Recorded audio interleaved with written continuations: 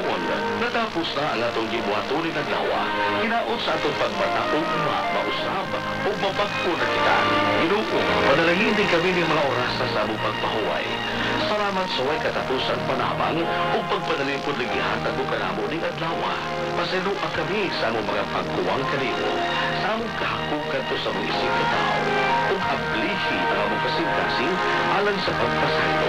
Himo ang gaan ng yanto sa uman, o kupaya ang mga nagsubo. Nagampo usab kami alang sa kaluwasan sa mga naglawig, o niadto na din ang mga dagkong katundanan. Padayon ang paghatag demokrasya o pananangis ni buok namong pamilya o padayon na ang kalinaw sa among katilipan.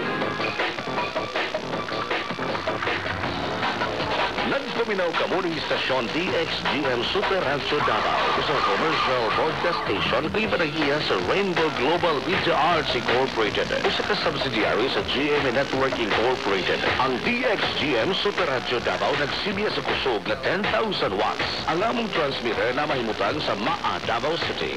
Samtang ang among studio o buhatan na nahimutan sa GMA Complex, Shrine Hills, Matina, Dakbayan sa Davao. Ang DXGM Super Rancho Davao operate lagi sa pagtugot sa National Telecommunications Commission with permit number BSD-0046-96.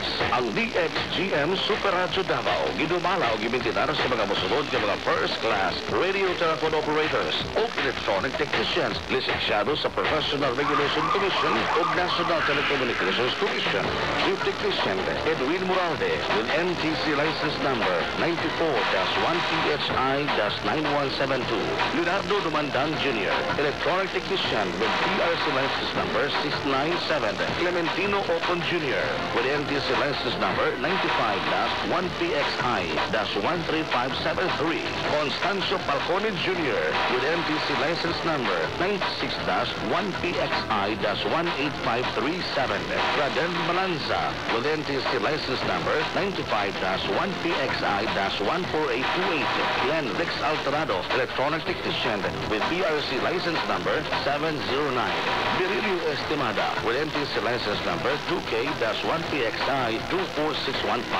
Sa ngalan sa dumala o magkawan ng istasyon, kami nagpasalamat sa inyong pagpaminaw. Mga higala, ang atong nasundong awit.